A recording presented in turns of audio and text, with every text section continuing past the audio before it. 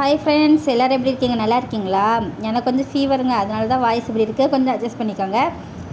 வறுத்தரைச்ச வெண்டைக்காய் குழம்பு எப்படி வைக்கலான்னு பார்க்கலாமா? ஃபஸ்ட்டு எண்ணெய் ஊற்றிக்கிட்டு அதில் மல்லி, வத்தல், அதுக்கு பிறகு 2-3 அதாவது ஒரு 6 போல் வெந்தயம் போட்டுக்கோங்க. ரொம்ப போட்டால் கசக்கும். 6 போல் வெந்தயம் போட்டுக்கிட்டு பூண்டு கொஞ்சம் போட்டுக்கோங்க. ஒரு 6-7 பல்லு பூண்டு போட்டாலும் ஒரு பிரச்சனையும் இல்லை. நிறைய பூண்டு போட்டாலும் ஒரு பிரச்சனை இல்லை, நல்லா தான் இருக்கும். பூண்டு போட்டுக்கோங்க. பூண்டெல்லாம் போட்டுக்கிட்டு நல்லா வதக்கிக்கோங்க. ஜீரகம் போட்டுக்கோங்க. ஜீரகம் சொல்ல மறந்துட்டேன் பார்த்தீங்களா? ஜீரகம் போட்டுக்கோங்க. ஜீரகம் போட்டு நல்லா வதக்குங்க. நல்லா வதங்கினதுக்கு அப்புறமா தான் தேங்காய் போடணும். தேங்காய் போட்டு நல்லா வதக்கிக்கோங்க. வதக்கிட்டு அது ப்ரௌன் கலரில் வரணும். ப்ரௌன் கலரில் வந்ததுக்கு அப்புறமா வெட்டி வச்ச வெங்காயமும் தக்காளி பழமையும் போடணும்.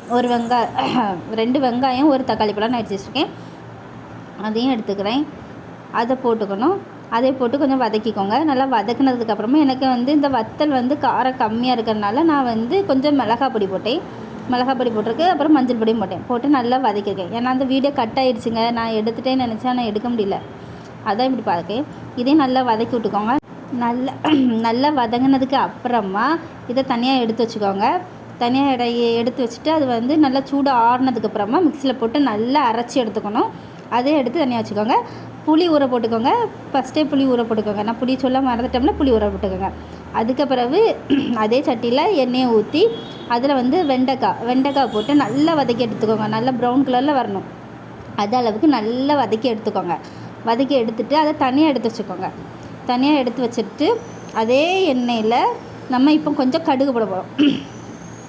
சாரி ஃப்ரெண்ட்ஸ், கொஞ்சம் உடம்பு சரியில்லை, அதான் கொஞ்சம் அட்ஜஸ்ட் பண்ணிக்கோங்க.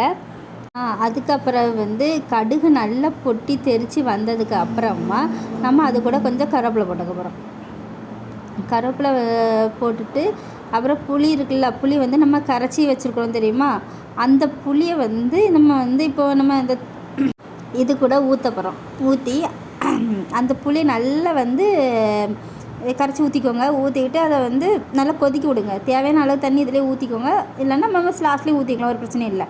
நல்லா கரைச்சி ஊற்றிக்கோங்க. இது நல்லா கொதிக்கணும். கொதிச்சதுக்கு அப்புறமா நம்ம இப்போ அரைச்சி வச்சுருக்கிற அந்த தேங்காய், வெங்காயம், தக்காளி பழம் இருக்குல்ல, அதை இப்போ இந்த ஸ்டேஜில் நம்ம ஊற்ற போகிறோம்.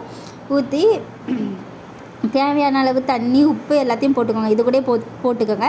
டேஸ்ட் பண்ணி பாருங்கள் உப்புலாம் கரெக்டாக இருக்கான்னு.